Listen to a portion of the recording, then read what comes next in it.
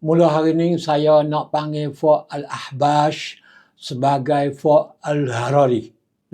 Serupa dengan Al-Wahabi.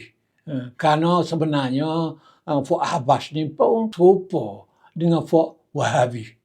Assalamualaikum dan salam bahagia saudara-saudari para penonton yang budiman sekalian. Apakah persamaan antara Al-Harari dengan Fuad Wahabi? Persamaannya adalah kerana kedua-dua tu suka mengkafirkan orang, termasuk para ulama.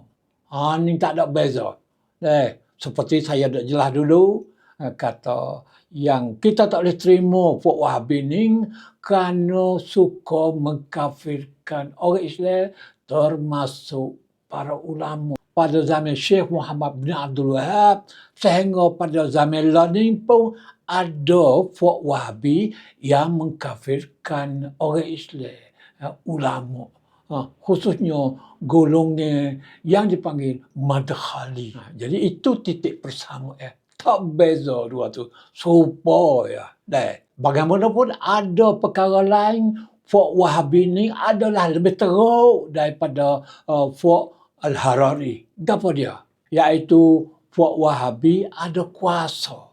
Ada pedang di tangan. Dan mereka melaksanakan perang terhadap orang yang mereka tak suka, tak setuju, dihukum sebagai bid'ah, syirik, halal darah, boleh bunuh.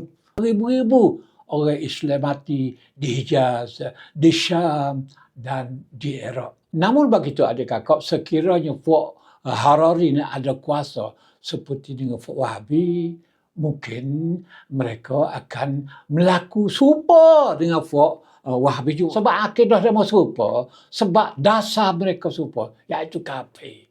Boleh bunuh. Tu saudara-saudara. Tapi learning mereka masih kecil. Bukan saja kecil di tempat kita, di Malaysia, di Indonesia, di merata negara Arab, tapi kecil juga tempat dia mula tubik pada tahun 80 yang lalu di Lebanon, tak besar. Learning dia ada dalam parlimen, ada wakil rakyat dalam parlimen, ada milisia, tentera kecil-kecil untuk nak menjaga keselamatan, gitu saja.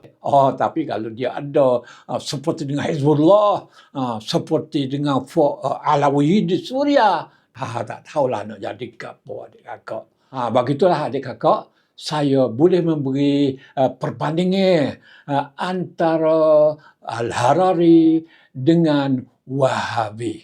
Terima kasih kerana menonton dan kita berjumpa lagi dalam bahagian akan datang. Sekian, wassalam.